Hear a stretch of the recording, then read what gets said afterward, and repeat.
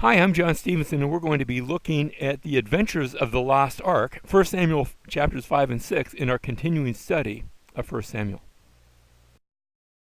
Where we left off, the Ark of the Covenant had been taken into battle by the Philistines, by the Israelites, and as they were fighting against the Philistines, and the battle went against the Israelites.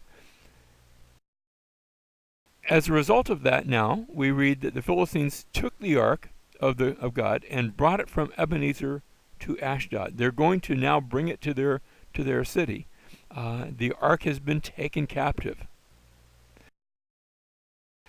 We read in verse 2, Then the Philistines took the Ark of God and brought it into the house of Dagon and set it by Dagon, that's their pagan god, there in Ashdod. Verse 3, When the Ashdodites arose early the next morning, behold, Dagon had fallen on his face to the ground before the ark of the Lord. So they took Dagon and set him in his place again. They thought to themselves, my goodness, why did that happen? Was this a practical joke or something? Verse 4, But when they arose early the next morning, behold, Dagon had fallen on his face to the ground before the ark of the Lord, and the head of Dagon and both the palms of his hands were cut off on the threshold. Now this reminds us a little bit of how in the previous chapter we had Eli the high priest had heard the news the ark was taken. He had fallen and he had died. Sort of the head of Israel had been cut off, and not only the head of Israel, his two sons had been killed in battle too. So you could say, well, his hands had been cut off as well.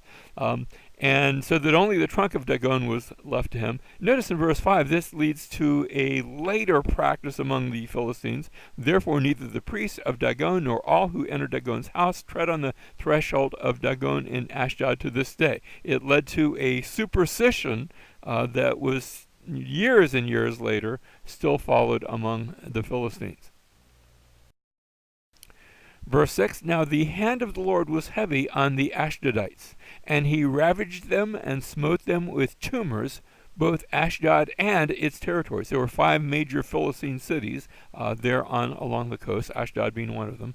Each had sub-districts around it, and this takes place here. Verse 7, When the men of Ashdod saw that it was so, they said, The ark of the God of Israel must not remain with us, for his hand is severe on us and on Dagon our God. They put the two together, that this plague that is coming, this plague of tumors, some sort of boils or tumors or something that was visible, they say that has come because the ark has been taken and placed in our city. Verse 8, So they sent and gathered all the lords of the Philistines and said to them, What shall we do with the ark of God in Israel? The answer, the rest of verse 8, and they said, Let the ark of the God of Israel be brought around to Gath. Gath is another of those Philistine cities, and they brought the ark of God, the God of Israel, around. And so now it's going to go from Ashdod to Gath. We're going to see some travels in this ark. Verse 9, After they had brought it around, the hand of the Lord was against the city, that is the city of Gath now, with very great confusion. And he smote the men of the city, both young and old, so that tumors broke out on them. So the ark comes to Gath, but now so does this plague of boils, of tumors. Verse 10, So they sent the ark of God to Ekron, and as the ark of God came to Ekron, the Ekronites cried out, saying, They have brought the ark of God of Israel around to us to kill us and our people. Here comes the ark, and also here come the tumors, and here come bad things. And by now the Philistines are getting quite upset. Verse 11, They sent therefore and gathered all the lords of the Philistines. They have a conference, and they said, Send away the ark of the God of Israel, and let it return to its own place, so that it will not kill us and our people. For there was a deadly confusion throughout the city. The hand of God was very heavy there. The disease apparently had come to that city. Verse 12, And the people who did not die were smitten with tumors, and the cry of the city went up to the sky, went up to heaven. Now we come to chapter 6, verse 1. Now the ark of the Lord had been in the country of the Philistines 7 months. These travels that we've seen have been over, it wasn't immediate, it was over a space of a number of months. 7 months have now taken place. And the ark of God is still going from city to city. Verse 2, and the Philistines called for the priests and the diviners, saying, what shall we do with the ark of the Lord? We don't want to just destroy it, because that might really destroy us. Tell us how we shall send it to its place. Verse 3, here's what the priests say. It's going to be a number of verses. They said, if you send away the ark of the God of Israel, do not send it empty, but you shall surely return to him a guilt offering. It strikes me that it might be that the theology of these pagan priests might have been better than the wrong theology of the priesthood of Israel that had been killed in that battle. So if you send away the ark of God, don't send away empty. You'll surely return it to him with the guilt offering. Then you will be healed, and it will be known to you why his hand is not removed from you. They go on to say, then they said, what shall be the guilt offering, which we shall return to him? And the priests say, 5 golden tumors, apparently statues of these little boils or tumors, and then 5 golden mice. I find that interesting that they want to include mice, because we know that the plague is carried not by mice, but the fleas that are on the mice oftentimes can be the carriers of this of like bubonic plague.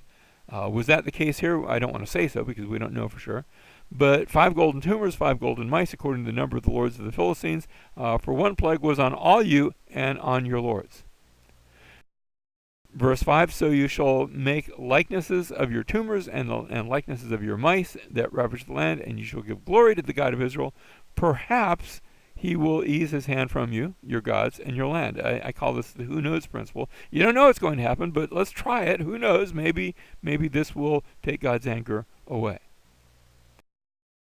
Verse 6, why then do you harden your hearts as the Egyptians and Pharaoh hardened their hearts? Notice they know about the Egyptians. They know about the Exodus event, even though it had happened hundreds of years earlier. When he had severely dealt with them, did they not allow the people to go? And they departed. Why can't we learn from their mistake? Verse 7, now therefore take and prepare a new cart and 2 milk cows. Now this isn't milk like...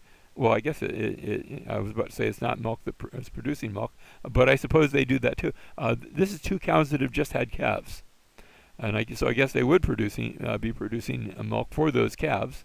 2, we would say mommy cows, on which there has never been a yoke, and hitch the cows to the cart and take their calves home away from them. Notice what's happening.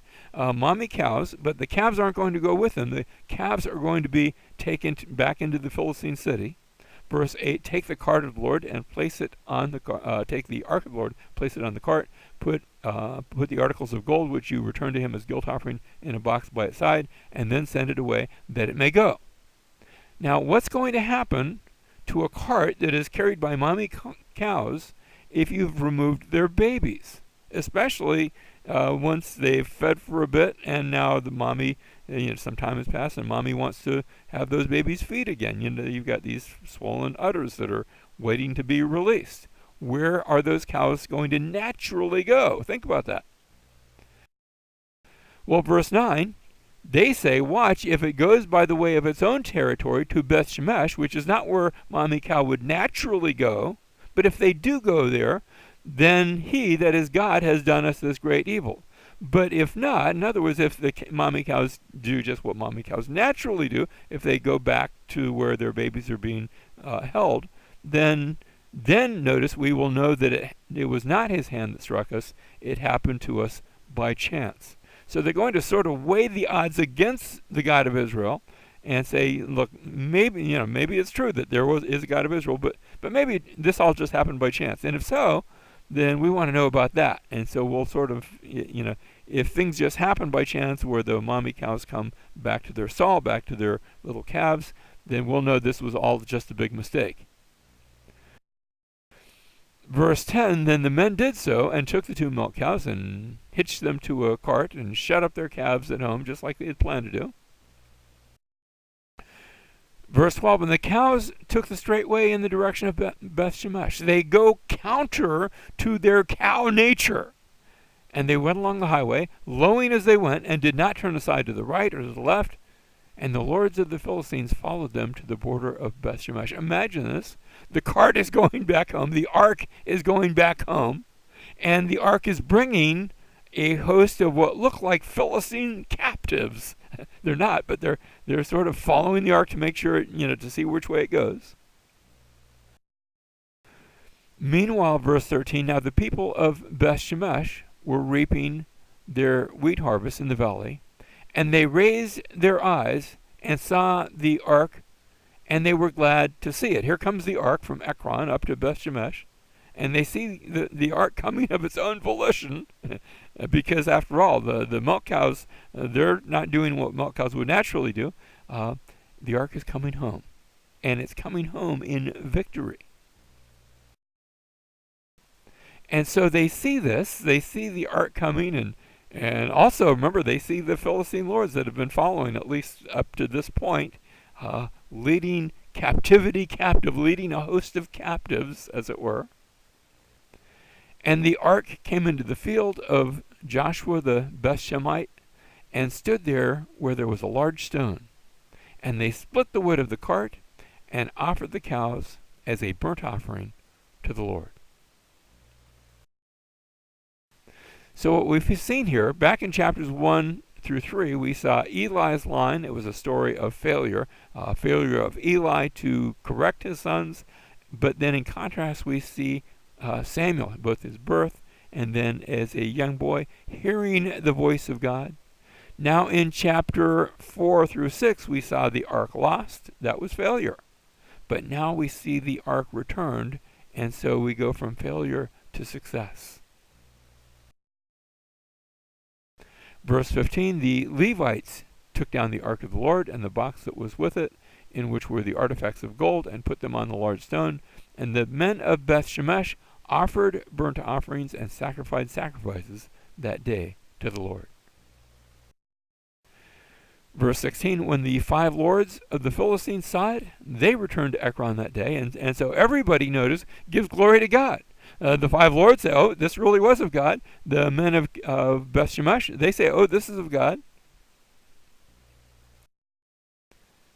Verse 17, these are the golden tumors which the Philistines returned for a guilt offering to the Lord. One for Ashdod, one for Gaza, one for Ashkelon, one for Gath, one for Ekron, one for each of those 5 cities of the Philistine plains.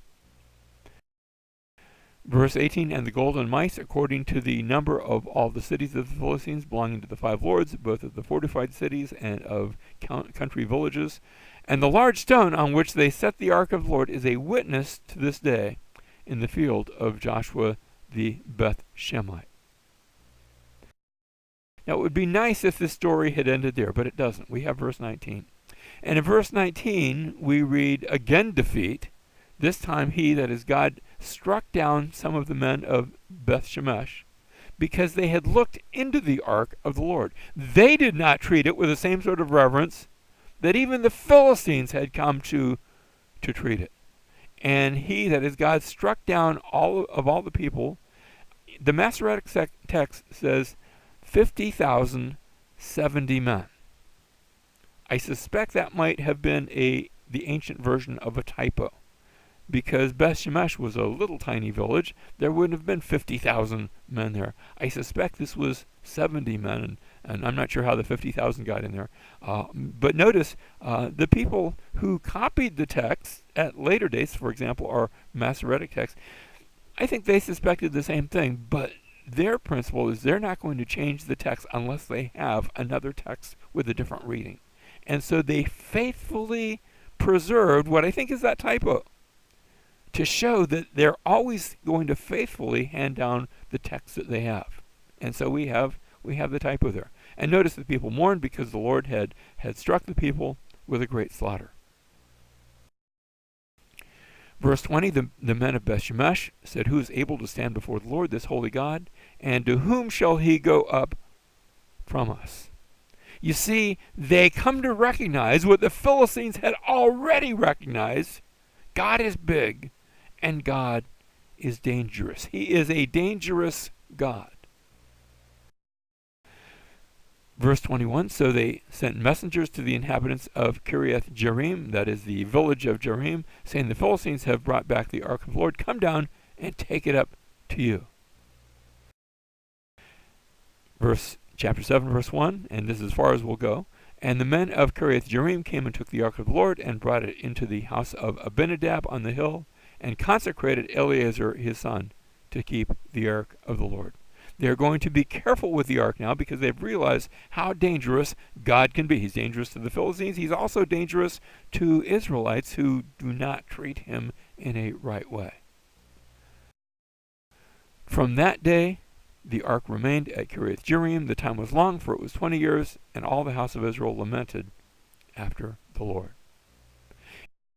It's a reminder, the story is a reminder of something that C.S. Lewis told us in his Chronicles of Narnia. Of course, he pictures Christ as the lion figure, as Aslan, the lion. And in that story, he talks about how he's not a tame lion. God is not a tame God.